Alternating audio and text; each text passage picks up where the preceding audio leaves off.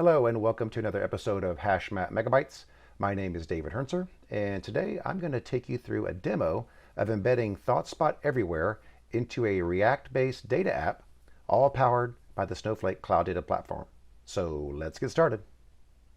All right, when we think of ThoughtSpot, some may think reporting engine, but to me, it's really more of an answer engine. Okay, I stole that verbiage from ThoughtSpot itself, of course, because the term answers is what's created when you perform a search. And notice I said search and not query. So instead of like searching articles, blogs, or websites, ThoughtSpot is searching your data sets. And kind of like we stated before, it puts that search engine look and feel on top of your data. And today I'm going to try to demo the ThoughtSpot Everywhere embedded features. So now ThoughtSpot Everywhere is truly taking the ThoughtSpot functionality.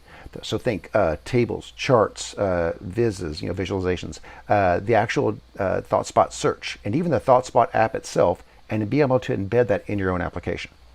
So ThoughtSpot and the ThoughtSpot Everywhere embeddable features are changing the game in how we get data delivered and how we want to see our answers inside of our own applications.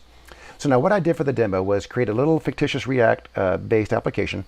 We already have a few vizzes, and I add them already, and we're going to go ahead and add some more from two different data sources.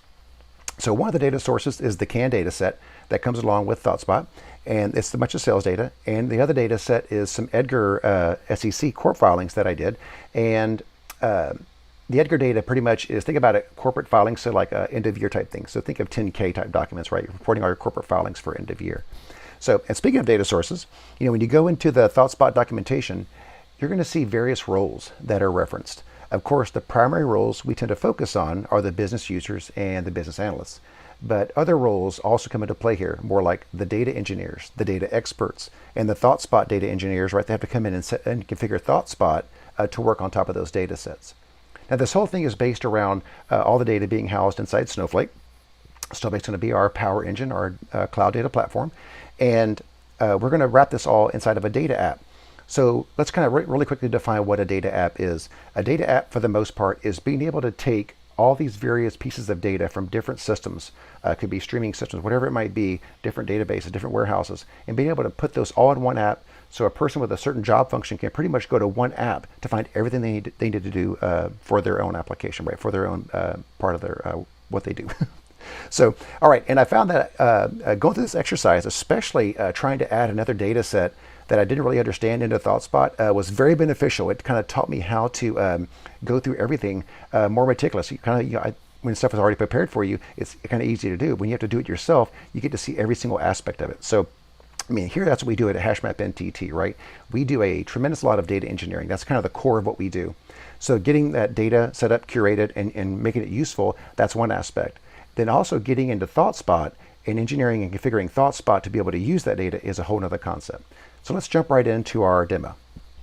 All right, so for the demo, we created a connection to Snowflake. Remember, Snowflake is going to be our cloud data platform behind the scenes here. So I already created that connection because it takes a little while to get all the metadata out of Snowflake. And the reason being is because, let me jump over to the connection real quick. When I create the connection, we're not just creating a connection to a database, right? I'm grabbing these four tables that I want to utilize out of there. So a connection in ThoughtSpot is not just a connection to a data source. It's also, hey, what, in this example, what star schema am I going to attach to, right, to try to harness for this searching area. Here we go. So I'm going to go back to Snowflake. I'm going to kind of show you behind the scenes. So here's all the stuff it did. After I made that connection, you can see all the multitude of queries that ThoughtSpot is making behind the scenes to start analyzing this data, getting cardinality, number of nulls, right? All that kind of stuff it does behind the scenes to build that metadata it needs. And you can see inside the database, it's very simple. I have a TS demo database, corp filing schema with a few tables. And I only picked 4 tables out of there. Let's jump back over here. What we're going to do is we're going to go ahead and set these tables up a little bit. Now we're going to use a worksheet for our actual searching, but to use tables inside of a worksheet, I need to go ahead and join those tables together first. And you can see I have 0 joins. And this is because I didn't create any primary keys or foreign keys, any kind of constraints inside the database itself. So let's go ahead and click on these. We're going to do a couple of these just to kind of show you what I'm doing, and then we'll go about setting up, looking at the worksheet and setting everything up. All right, so let's go back here. Whoop. Go back to columns, there we go. And so inside here, you can see right away when I add a connection, it just starts going through all the data. And it says, oh, I found an integer. Well, these are IDs. These top 2 are IDs. So it's up to the the ThoughtSpot data engineer, if you will, to come in and change these back to attributes. Because I'm not going to be doing aggregations on these, right? These are actual ID columns. So let's take these off. And I'm going to go ahead and set this aggregation to none on these columns. And if I was going to do searching, just on, if I allowed searching on this table, I would also probably come over here and hide these two columns, right? Because you don't need to see them. And what I'd also do is change the names of everything, right? So inside here, instead of having Y fiscal year, which is the name of the column in the database, I probably just have FY. Same thing for this one, maybe RPT val, something like that. Something easier, probably what you would agree on with the business user, right? What they're used to seeing. And we're going to go through a little more of that here in a minute on the worksheet. So now the data, the actual data object looks good, right? The integers are, then the keys are keys. The double, which is my measure, is truly a measure, and we can we're going to make it use an aggregation default of sum. All looks good. So this one's kind of ready to go, and I could even change the name of this table of how I want to present if I really wanted to. Right? Instead of calling it this, I could just say like yearly reported values, something like that. Make it a prettier name. Again, this gives me so now this table's set up, but it doesn't allow me still to join to the other tables. I have to go and actually create joins. So it's very simple. You just come in here, and I know right away inside this fact table, I'm joining back to two dimension tables. So this one is the company ID. I'm going to go ahead and join back to company, and I'm going to say the company, and it's a cardinality is a many to one. Create the join. It takes a few seconds. Again, behind the scenes, everything starts working, right? ThoughtSpot starts running queries, analyzing what can be done with this, and creating metadata to help out with the searches. So that's one, and right away you can see it built it. I have one more that's going to come out of this, and that is for the tag. So I'm going to point that back to the tag table, and the tag is just merely in the Edgar data set. Think of a tag as pointing to a value on a form. So somebody submitted a 10K filing and say their common stock value was this, that tag will say common stock value for this form. So it's kind of a way to find that data inside the form. There we go. Hit create join. And this should come back pretty quick. So now for the most part then, if I wanted to use these two tables, or sorry, three tables, I could, right? Because now yearly reported values is pointing back to company. So now I could use company attributes, and I could use value tag attributes as well. I have one more, that's the industry one that I need to do, but I'm not going to do that. And we're going to go through all these. I just wanted to kind of show you a couple of them, because you can see if I went back to, let's go back to industry. If I went back in here, you can see there's 0 joins, right? There's no joins in here. If I look at the columns, and again, they're all still wrong, right? So I'd go in here and change this back to attribute, right? To the exact same thing I did before, do this data cleanup, or this data object or metadata cleanup. And what I would do though in here, if I was going to let you search on this stuff, and I would probably office and industry, since those are very limited lists, maybe a couple hundred, I would go ahead and say, I want to index everything about it, the whole substring, right? And we're going to show you some of these inside the worksheet as well. There you go, all good. Right? And I would save this off. And again, so I do this and probably change the names of the columns as well, right? I would do this for all of my columns, for all of my tables, and make sure everything's right from a metadata point of view. Then what I would do when I'm all said and done, now I'm going to go to the one we already have created. I would go to my worksheet, which is this one right here, the one we're going to use. And you can see on joins, everything's already done. There we go. And I can even see on my columns, I redid all the column names, right, to be what I wanted. And you can see there's no table references. Everything's just by column. And then now it knows I'm able to choose all these columns. When I created a new worksheet, I was able to choose all these columns because I joined them all together. So now under the hood, right, ThoughtSpot knows, hey, I can go find all these because of the relationships. And I added one more thing here, the synonyms. So I created 2 more synonyms. So what if I had 2 or 3 business users that are using this data set?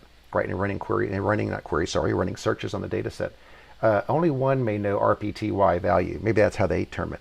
The other teams may call it filed value or court filing, right? So I'm going to put those synonyms so no matter what they type, it's going to work for everybody. And they'll be able to type that in, use it, and all goes back to that reported yearly value column in the database. So let's go ahead and do it. Let's jump over to home. And this is, of course, where we start building our searches and finding our answers. So I'm going to come in here, and before I get too far, let's go ahead and jump into our TS demo app and see what we're even supposed to do. So here's a little demo app that I built. Again, this is a React app, and it's running right now. I have it running, my visual code is running right now behind the scenes. And I have a few, you can see the ones that are ThoughtSpot, of course, they say powered by ThoughtSpot at the bottom. And I have a few of them already added, and I'm going to add one. So one's kind of still in development. One of these, we're not sure how we're going to do this yet. So the West region is still being done. Have some assets, and we're going to replace this one. The first thing we're going to do is replace this one. At first, I was going to do some business with the cloud providers. So I went to the corporate filings data, and I said, hey, show me all their current assets for these top cloud providers, right? So I can see we have Google, Amazon, IBM, Microsoft, and Oracle. I can kind of see what they've done over the last couple of years, the last 4 years, their assets, kind of what they're gaining as a company.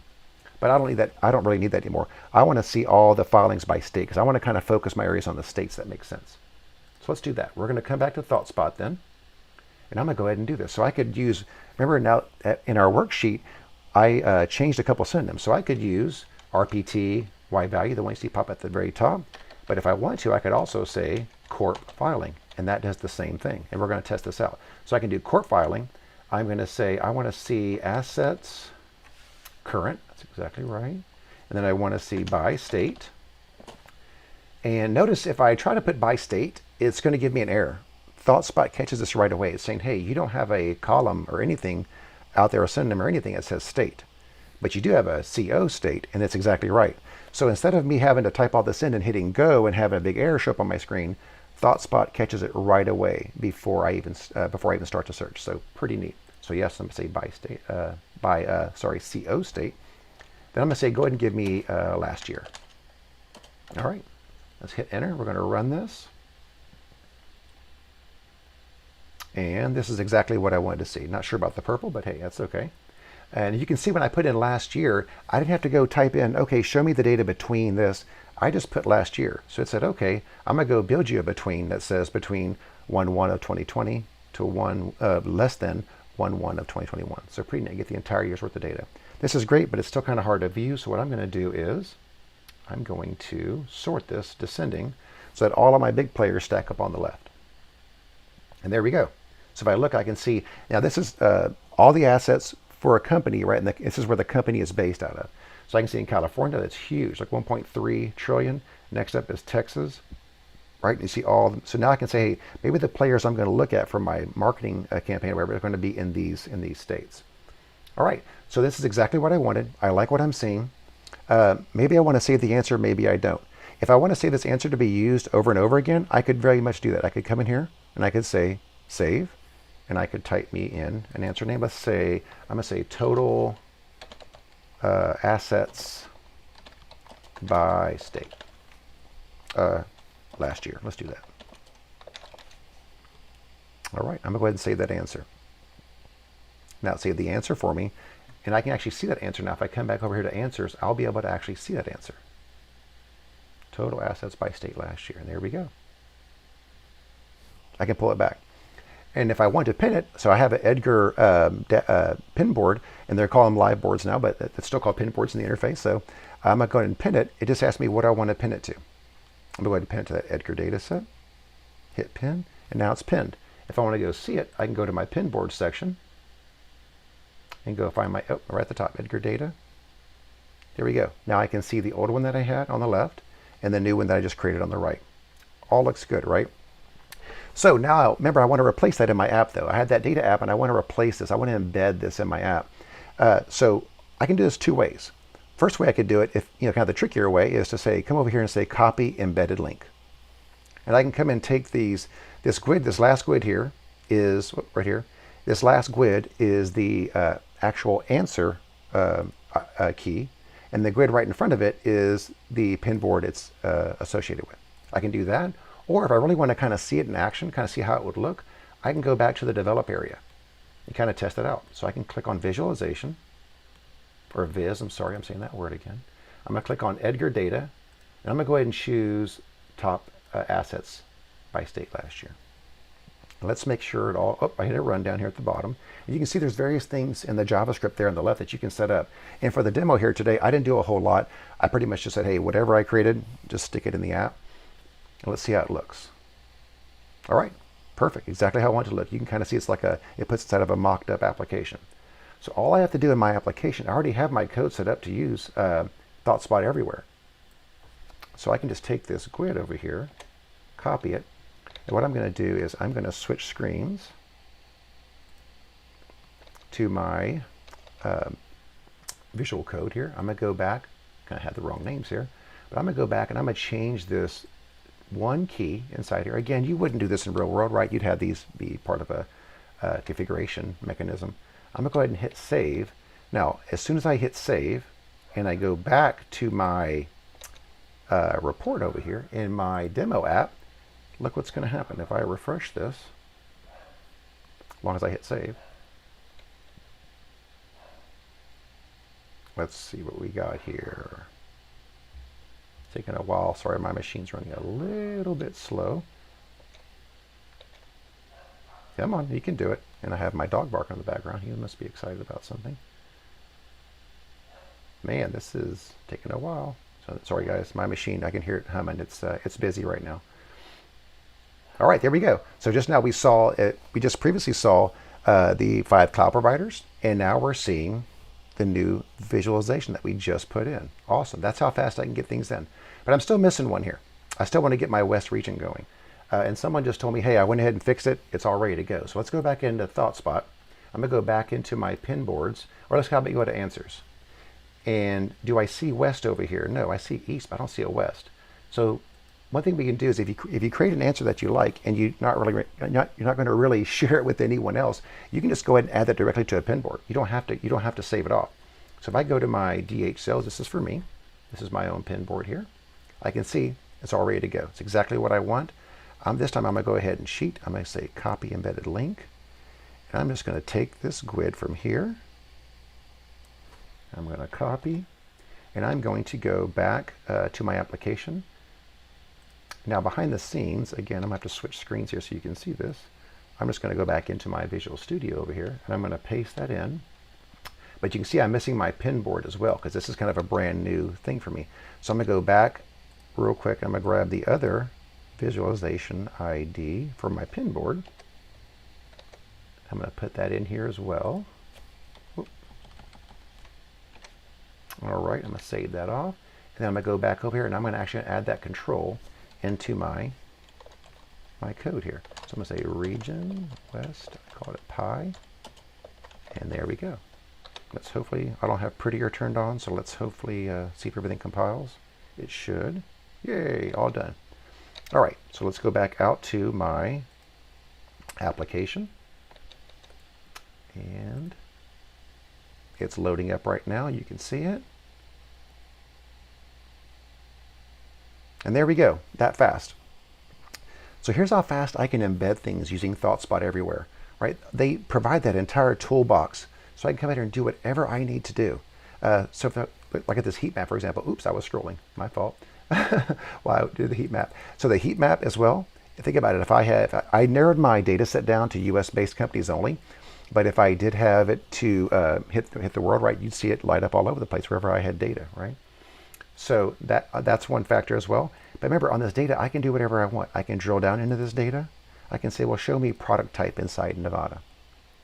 And there we go. I can say, hey, just show me the underlying data. So I can see the tabular data of what it's looking at. And whenever I'm done, I can just jump right back, and just hit. There, I'm back to where I started before. And the same thing is for all these, which is why they're kind of calling them, live boards or really live visualizations, right? Because I can interact with them. They're not just static. And I can keep digging. Like on this one too, say California. Let's say I want to do the same thing. I want to dig into product type. Even on this tiny viz, I can still go in and look at these things. Say, well, I want to see it ranked. I want to see what my smallest product is, right, by sales. So I can come in here and see, oh, we're having a problem with socks. Maybe we need to do a socks marketing campaign in the West region. So all these things I can find out. And of course, my assets are appearing just correctly.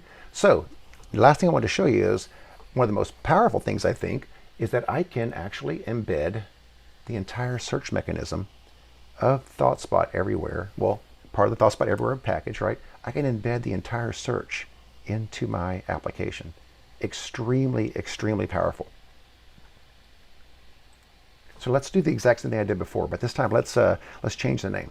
So I said, I think it was called filed value. Is that what I used? Oh, I messed up. Oh, what did I call it? And I called one of those court filings. Oh, you know what? I just saw something. I am in the wrong data set. There we go. See, I have two data sets in this. So let's go ahead and choose the right data set. That was good. I caught myself there. There we go. Now I can see all my stuff coming back up. So let's say I want to look at corp file. Oh, there it is. And then what was the other one? I think it was filed value. There we go. So I have a multitude of names that I can use, right, for this. So I have filed value. And again, I want to say the exact same thing. I want to say assets, current, exactly. See, and that's also something about ThoughtSpot. The more you use these attributes, the algorithm gets better and better. The more it'll start shuffling those to the top. And so what did I have? I had by state, that's right. And I said for the last year. Let's just see, make sure we get apples to apples here. Because now I'm running ThoughtSpot Everywhere inside of my data app. And again, I get the exact same stuff. If I even want to look the same, even inside here, I could go ahead and sort by descending, and I should get the exact same look. Of course, it's green this time, but still 1.33, exact same stuff. So I'm kind of able to say, hey, for my new market, I have California in my west region, right? What else? I have New York over here, so I can kind of look at my east region. I can kind of start figuring out where I want to do my marketing campaign next. So pretty neat. Very impressive. I'm so impressed with how they did things. And again, behind the scenes, this is all running under Snowflake. Everything is running extremely fast. The slowness you saw is really from my machine. Sorry, it's very busy right now. But the great thing about it is all the different avenues within ThoughtSpot that I can utilize. Again, I just want to harp on the development area, the playground that you can do. You can go test everything out. You can even, remember, we talked about things you can embed. I can embed pin boards. That's one of the things I want to do next on this test app is go embed an entire pin board. So create an entire pin board and embed the entire thing. So overall, very impressed. Love the product. Can't wait to use it more.